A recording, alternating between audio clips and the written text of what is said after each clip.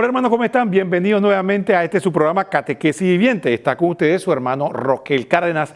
Para nosotros es un verdadero privilegio poder estar nuevamente aquí en FeTV, el canal de la misericordia, comentando el catecismo de la Iglesia Católica. Muy bien, antes de continuar con el programa del día de hoy, como es nuestra costumbre, queremos recordarle que FeTV está aquí gracias a cada uno de ustedes. Y en particular queremos darle las gracias por el gran apoyo que hemos recibido a lo largo del año pasado, 2024, pero en especial en la FeTVtón, donde se desbordó su generosidad y queremos darle gracias, en primer lugar, a Dios por ese gran don y por el corazón generoso de ustedes, que hace posible que este canal pueda seguir adelante en la obra de evangelización. Como ustedes saben, les exhortamos, esto es una batalla que no termina. Hay que estar permanentemente trabajando por las almas. Esta es una batalla por las almas para que las personas se sometan a la voluntad de Dios, se entreguen al amor de Dios, salgan del pecado y entren a la grandiosidad del Evangelio. Y para eso FeTV requiere de su apoyo, en primer lugar, en su sintonía. Recuerde, vea el canal, nútrase del canal que le hacemos esta programación para que usted pueda tener esa experiencia de fe y una experiencia integral que incluye oración, formación católica, también formación humana, sobre información, ¿no? Tenemos noticias y entretenimiento, toda una gama que podríamos decir que integra al ser humano. Entonces, aquí puede tener un entretenimiento sano y que edifica. También parte del apostolado es invitar a otros hermanos que no conocen a FeTV o que saben que existe pero no lo ven, a invitarlo a que sintonice los programas para que ellos también se edifiquen. Otra cosa importante, como ustedes saben, es la oración.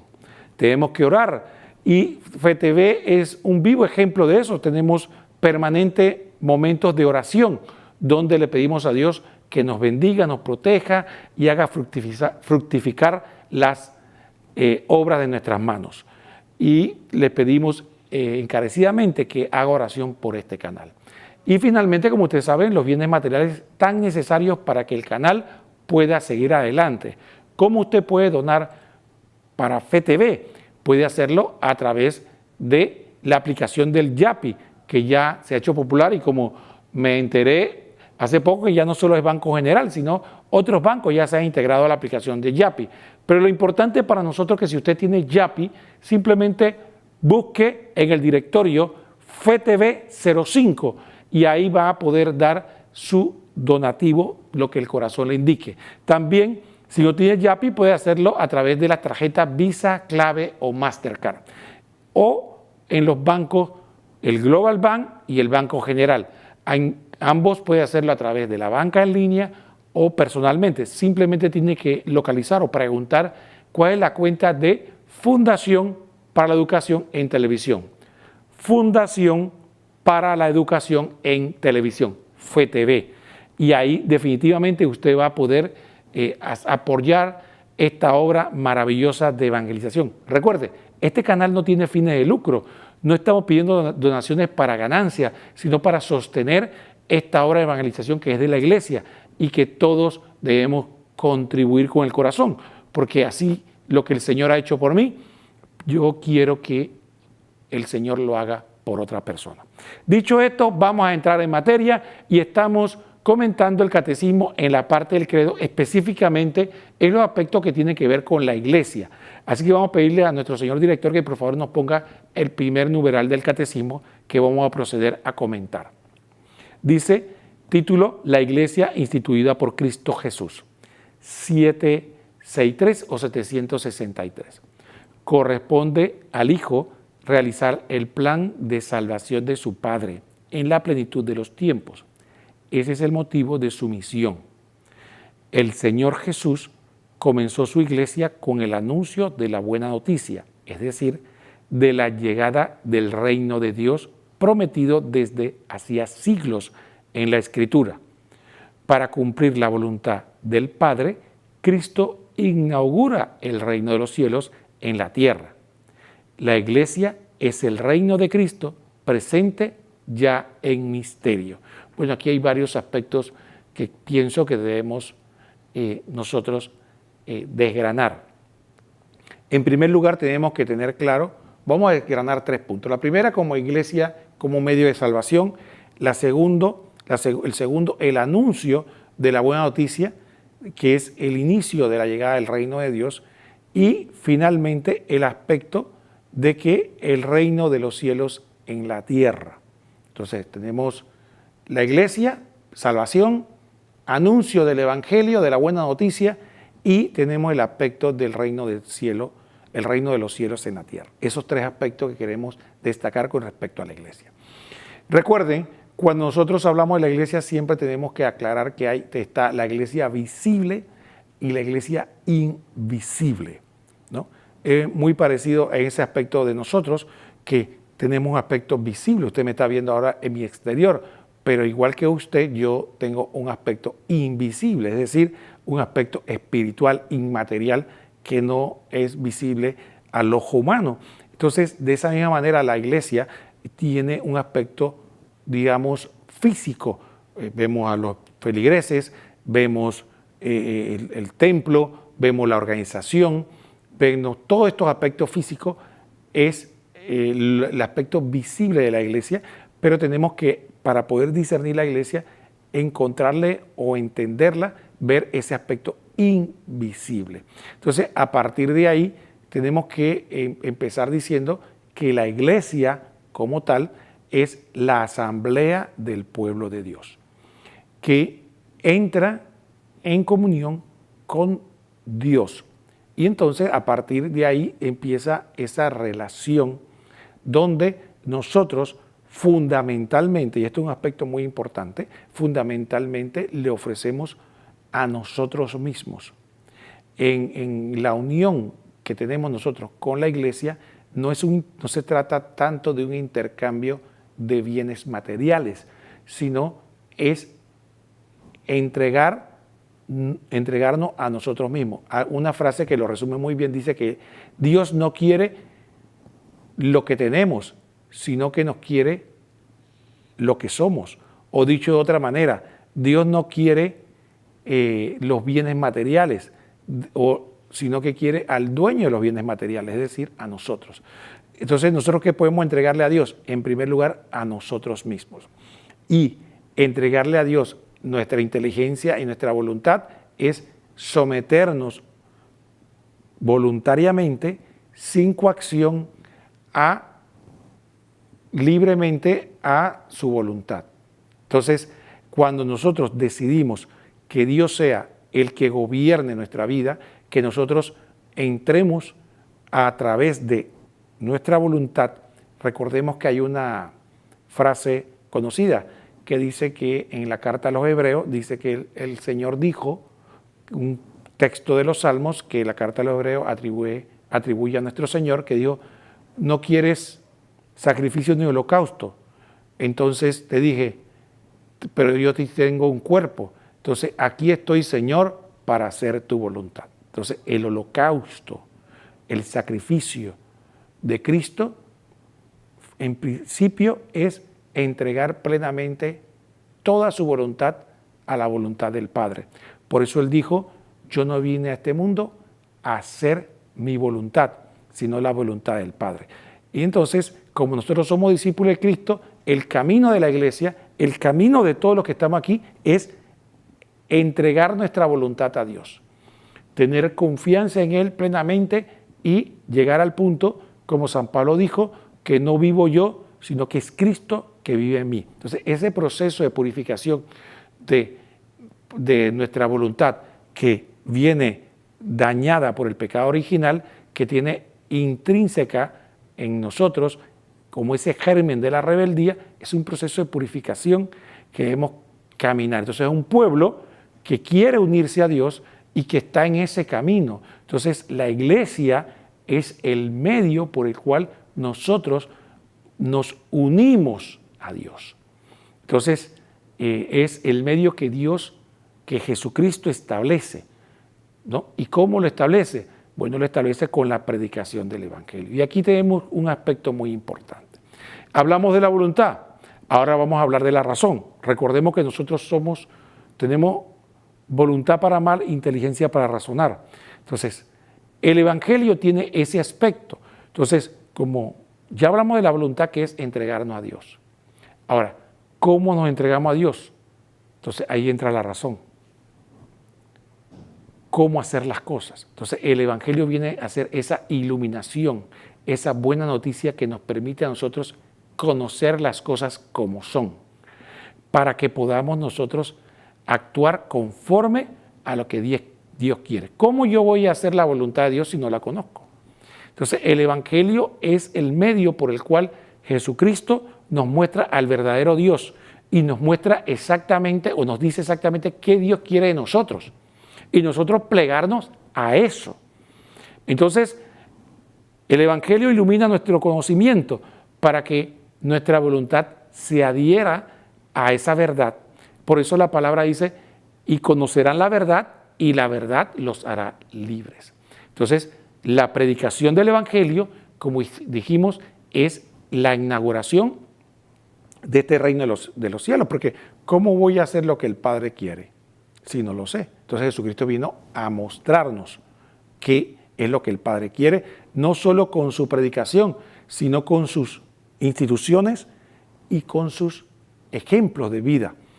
Y finalmente, ese aspecto viene a empezar en germen aquí a establecer lo que se llama el reino de Dios.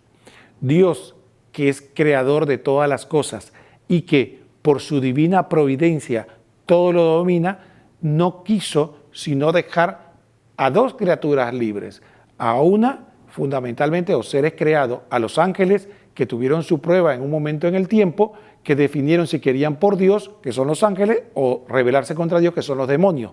Los seres humanos, Dios nos permite durante esta vida terrena decidirnos si queremos optar por Dios o no. Entonces, a partir de ahí, viene a establecerse el reino de Dios, es decir, la acción de Dios en medio de seres libres que deciden por amor a Él, completamente libre, ante la primera invitación de Dios, porque no es nuestra primera decisión, Dios nos invita primero, Dios nos llama, Dios nos convoca, y los que aceptan, entonces se declaran súbditos de Dios que reina, súbditos de aquella reino que no es un reino físico de fronteras, sino que no es un lugar, sino un conjunto de voluntades que se unen al Padre Celestial, que se unen a Dios. Entonces así tenemos que ver el reino de los cielos. Por eso es que el reino de los cielos, decía Jesucristo, está aquí, está allá y está en todos lados. Porque toda persona, todo donde exista alguien que su voluntad esté plenamente unida a Dios o en proceso de eso, allí está el reino de Dios. Por eso Jesucristo dijo que donde 2 o 3 estén reunidos en mi nombre, allí estoy yo, allí está la iglesia, porque son 2 o 3 personas que están unidas en Cristo buscando la voluntad del Padre, buscando hacer lo que Dios quiera, porque al final eso es lo que nos va a definir, porque Jesucristo vino a la tierra a un concepto que muchas veces no nos gusta hablar, salvación. Pero no salvación de un mal material, salvación de un mal horrible, que es la separación eterna de Dios. Entonces, Jesucristo vino a librarnos de ese mal espantoso que se va a padecer en primicia en esta tierra y al final de manera definitiva, que después de la muerte. Y entonces vino a librarnos de eso y vino a advertirnos de que estamos a tiempo para unirnos a Dios y alcanzar en esta tierra y al final de nuestra vida terrena esa plenitud de unión con Dios.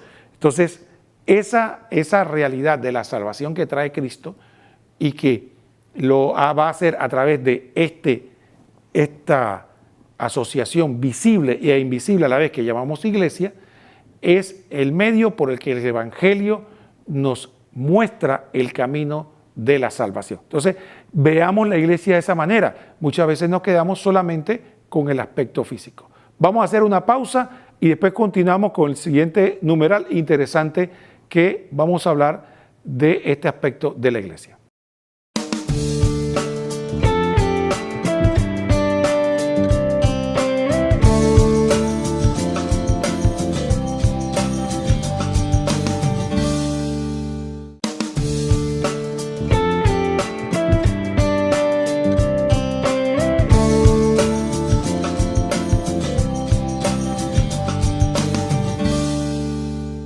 Muy bien, hermanos, estamos de vuelta en este su programa Catequesis Viviente con el tema del catecismo de la Iglesia Católica y estamos hablando de la Iglesia.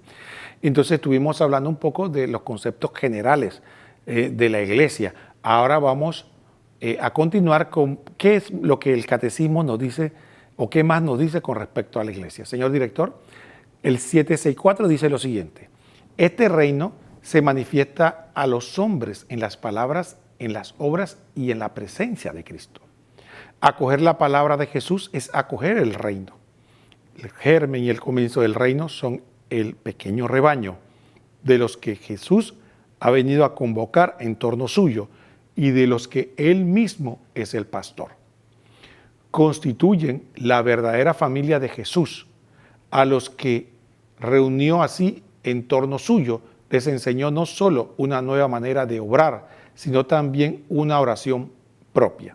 Muy bien. Aquí hay varios aspectos que simplemente podríamos desarrollar, pero quisiera concretarme en este aspecto que dice que el comienzo del reino es un pequeño rebaño de lo que Jesús ha venido a convocar en torno suyo y de lo que Él mismo es el pastor.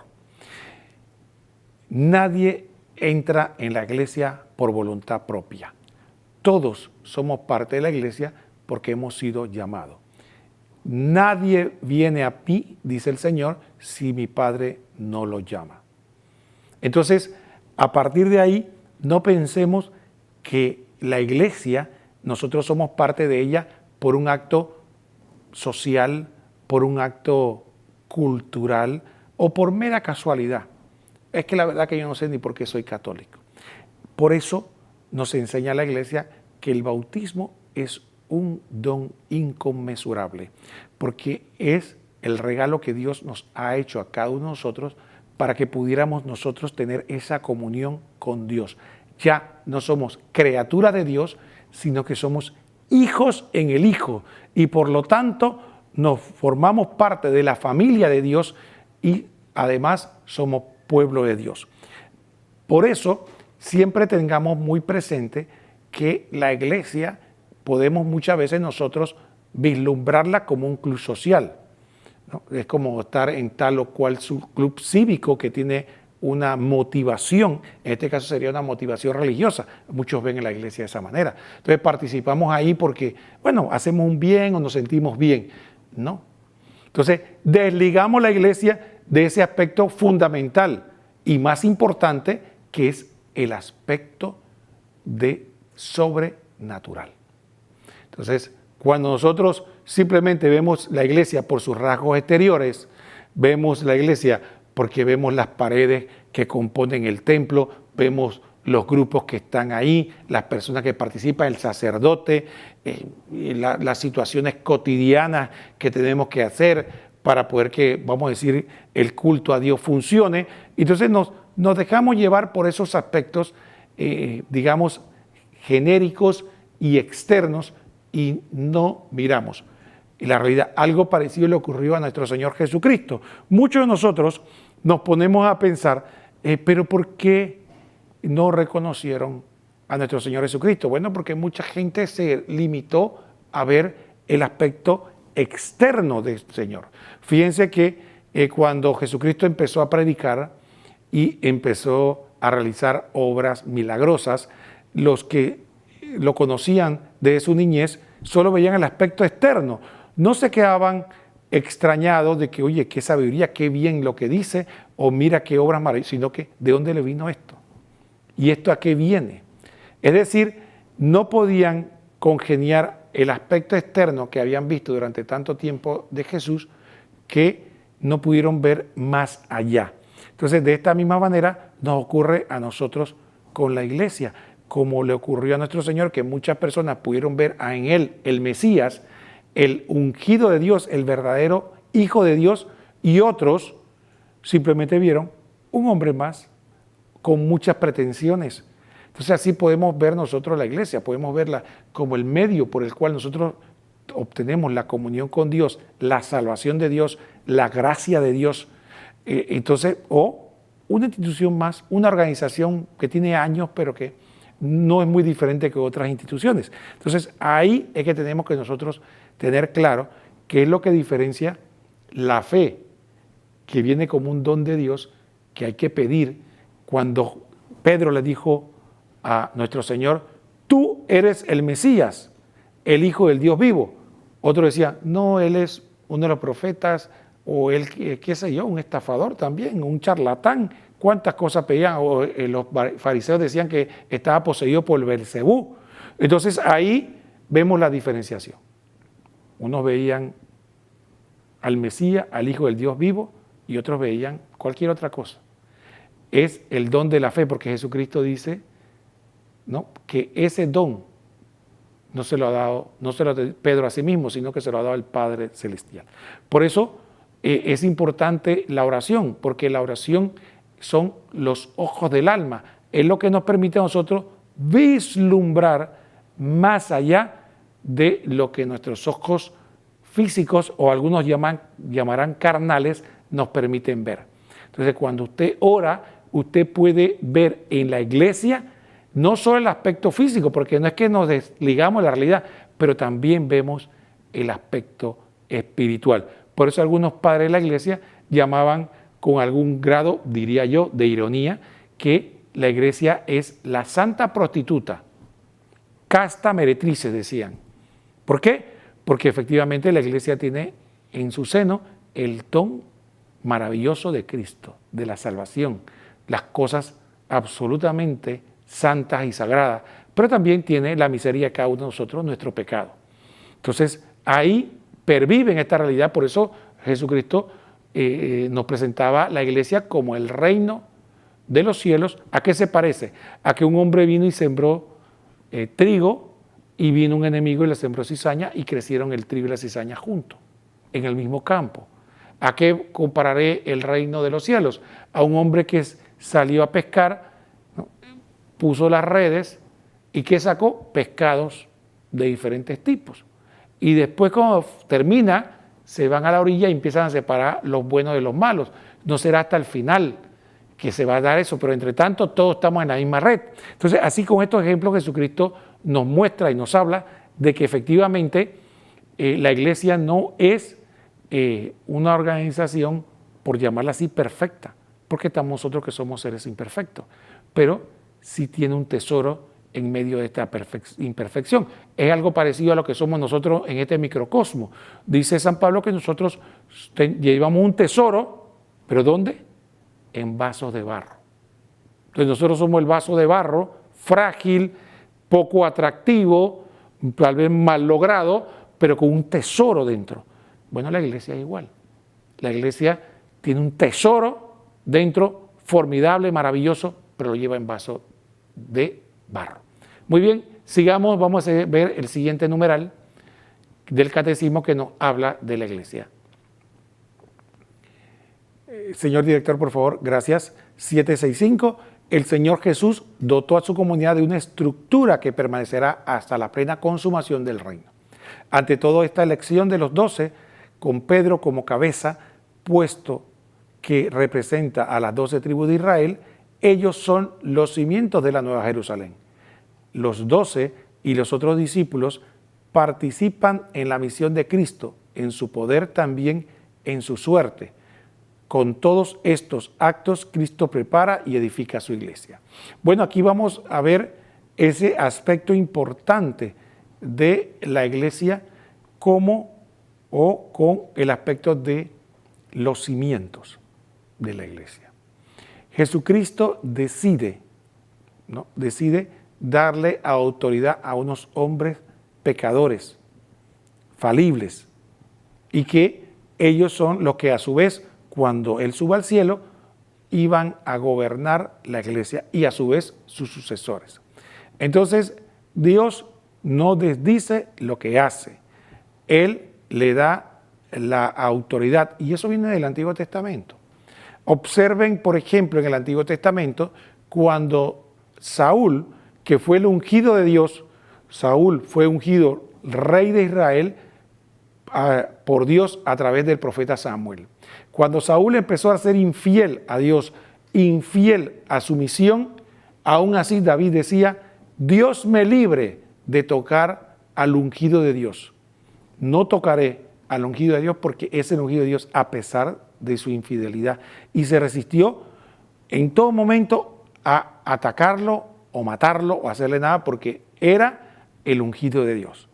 Entonces no estamos diciendo que Saúl estaba haciendo bien, pero al final él permitió que fuera Dios el que decidiera la suerte de Saúl. Él no tomó en sus manos esa suerte. ¿Por qué? Porque era ungido de Dios. Deberíamos aprender un poco acerca de eso de David y entender de que Dios elige a sus ungidos y los llama a compartir su misión como pastores y la autoridad de la iglesia. Pero eso no significa que sean impecables o perfectos o coherentes 100%. Eso significa que tienen ese don de Dios y que nosotros tenemos que respetar a los ungidos de Dios y entender de que Dios lleva a la iglesia en medio de esa realidad. Dios formó, volviendo al ejemplo de David, formó a David en medio de ese fuego en el que Saúl se portó mal, Saúl no hizo lo correcto, Saúl no aceptó la voluntad de Dios. Pero en medio de eso, Dios preparó a David para la obra que le tenía preparada de ser rey de Israel. Algo parecido ocurre acá.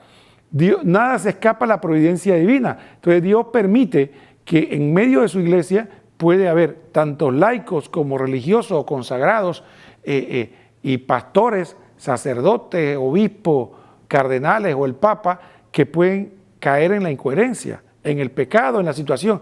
Pero en medio de eso, Dios desarrolla su obra de salvación. Entonces, saquémonos la cabeza que el camino de la iglesia es el camino de la perfección, de los impecables. Eso va a ocurrir, sí, pero a la culminación de los tiempos, en el cielo. Allá va a estar la iglesia gloriosa, impecable, perfecta. Pero en la vida terrena vamos a tener una iglesia imperfecta, con errores y pecados. Y en medio de esa situación, Dios edifica a su pueblo. Si sabemos ver las cosas con fe y entrega. Entonces ahí está el aspecto, la fe. Por eso yo relaciono eso con, por ejemplo, la barca. Cuando Jesucristo estaba aparentemente o realmente, perdónenme, dormido en la popa de la barca que estaba llevando a los apóstoles y empieza la tormenta, realmente el Evangelio dice que la tormenta era tan fuerte que parecía que la barca se iba a hundir. Y pues estaba haciendo agua. Entonces imagínense cómo sería esa tormenta para que hombres de mar, hombres que su oficio era ser pescadores y que no era la primera tormenta que ellos veían, así que no eran personas común y corriente que se iban a asustar por cualquier brisa o cualquier situación, sino que realmente era algo verdaderamente atemorizante para que aquellos marineros pescadores se asustaran. Pero cuando ellos despiertan a Jesús, y esta es mi opinión muy personal, cuando ellos despiertan a Jesús, el reclamo no es tanto por tener miedo o por ver la tormenta, es decirle a Jesús, es que no te importa que nos muramos. Entonces ahí Jesús, ¿qué les dice? Es que no tienen fe.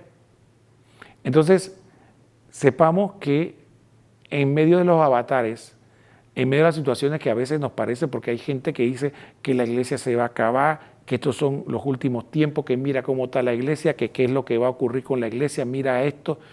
Y cuando vemos esos avatares, al final lo que estamos diciendo es que lo que pasa es que a Cristo no le importa. Nos abandonó, por eso que la iglesia está así.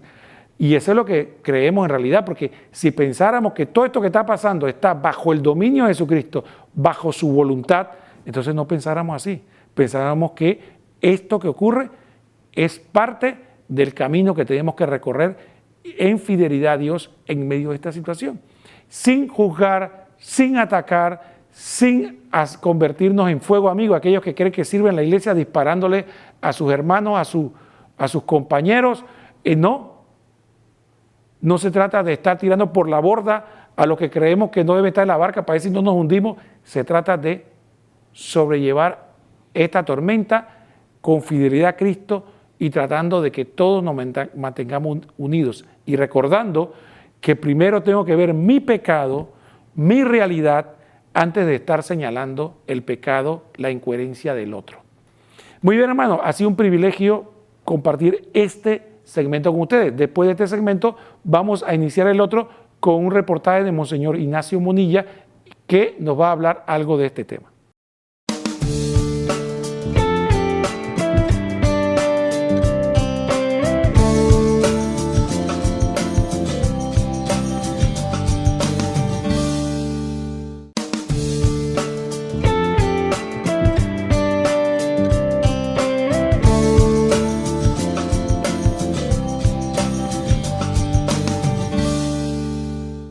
Muy bien, hermanos, estamos de vuelta ya en el último segmento de Catequesis Viviente. Ahora le voy a pedir al señor director que nos ponga el último numeral con el que vamos a cerrar este programa. El 766 dice así: pero la Iglesia ha nacido principalmente del don total de Cristo por nuestra salvación, anticipado en la institución de la Eucaristía y realizado en la cruz. El agua y la sangre que brotan del costado abierto de Jesús crucificado son signo de este comienzo y crecimiento. Pues del costado de Cristo dormido en la cruz nació el sacramento admirable de toda la Iglesia. Del mismo modo que Eva fue formada del costado de Adán, adormecido, así la Iglesia nació del corazón traspasado de Cristo, muerto en la cruz. San Ambrosio. Muy bien, aquí vemos otro aspecto que quisiera desarrollar, y es el amor por la Iglesia. Y muchos de nosotros hemos perdido el sentido de que la Iglesia es nuestra madre, y lo decimos como por decirlo, ¿no? Es como aquellos pseudopatriotas que llaman a la patria como su madre y que aman a la patria, pero realmente no la aman, realmente tienen una relación de conveniencia con ella. Algo parecido ocurre con la Iglesia. Fíjense que qué palabra más bella tienen los padres de la Iglesia y el catecismo para hablar de que la Iglesia nace del corazón traspasado de Cristo. Es decir, Jesucristo se entregó plenamente por ella. Y Jesucristo ama a la Iglesia así como está. No como la Iglesia nos la imaginamos nosotros. Él la ama así como está. Entonces mi pregunta es, ¿con qué facilidad nosotros atacamos, criticamos, cuestionamos la Iglesia y no pensamos que con eso estamos hiriendo al Señor? Estamos atacando a un tesoro que Él ama intensamente. No solamente cuando hablamos mal de la Virgen María o atacamos o denigramos a su madre, ofendemos a Cristo, también cuando hablamos mal de la Iglesia, porque esa relación íntima de la Iglesia, ese entrega que Él tuvo plena es importante. Muchas veces nosotros perdemos eso de vista. ¿Por qué? Porque nos hemos dejado contaminar de la concepción protestante de la fe cristiana. La concepción protestante es Cristo sí, Iglesia no. Yo tengo una relación única y personal con Cristo, ¿no? Yo y Cristo, ahí está Cristo y yo, sin Iglesia. Entonces, eso nos ha llegado a nosotros. Entonces, somos católicos, pero no amamos a la Iglesia.